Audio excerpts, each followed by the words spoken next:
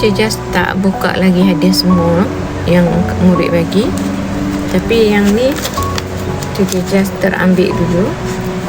Tapi memang touching. Tengoklah, dia bagi macam ni.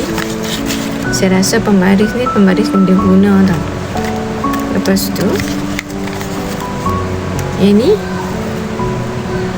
yang letak pensel macam ni, saya rasa ni macam ni.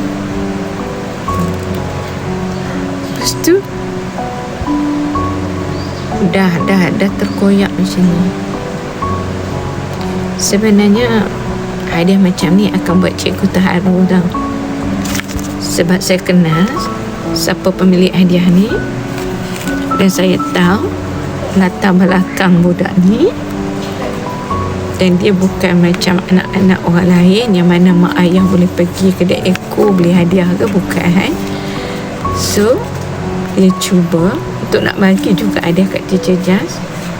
Dan tahun ni Teacher Jas tak ajar dia pun. Dah 2 tahun. Saya ingat saya dah 2 tahun saya tak ajar dia. Dia stay ingat dekat saya.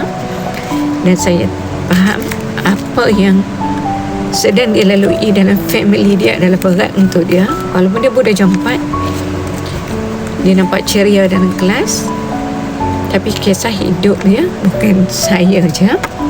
Cikgu-cikgu lain pun akan rasa sebab dan terharu.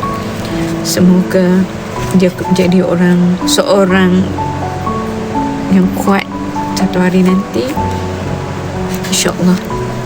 Perjalanan hidup dia panjang lagi. Dan Teacher doakan untuk awak Fitri, awak akan dapat kebahagiaan yang awak cari. Awak akan dapat family yang sempurna, InsyaAllah. Untuk anak-anak Teacher Jas, untuk cucu-cucu Teacher Jas, bersyukurlah kerana kalian mempunyai satu situasi keluarga yang amat bahagia. Jadilah orang bersyukur.